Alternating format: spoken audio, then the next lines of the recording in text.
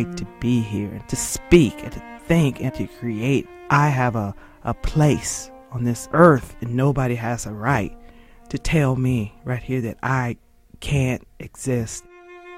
My name is Earlene Strickland. I was a poor black child on the west side of Chicago.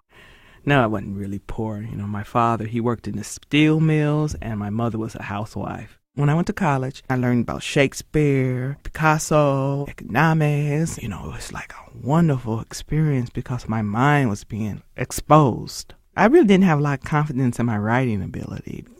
I could write, but I didn't have the technical laws behind it. What's that book, Struck and White? Struck and White. No one told me about Struck and White. And then also from my neighborhood, I had the lingo, duh. And they said the Earlene, not duh.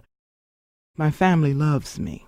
Okay, but I had to realize when I came back, I was speaking so proper. They said, "Who's this white woman in our house?" Because it was a change. I think sometimes they felt like put out and very intimidated by it.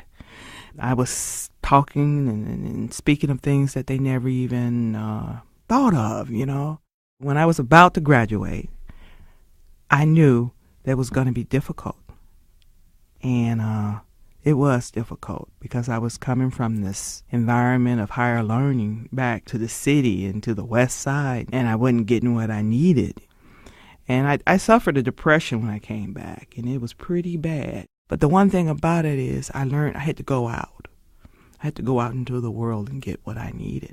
It's just like breathing. You need oxygen to breathe, so you go where there's oxygen, where there's sunshine. And so I went into the library and I started learning about Picasso. I started reading everything.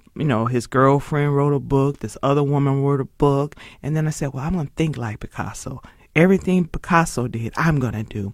Picasso wrote a play, so I started writing plays.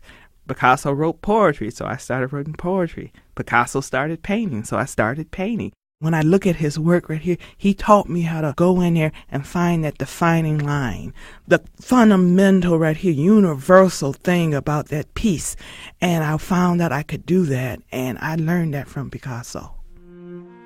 Neighborhood Writing Alliance is an anchor for me. It's a very safe and respectful environment where you can put something down and nurture it. And then also you have your intellectual equals, and everybody in that group needs the same thing. They need a safe place to grow.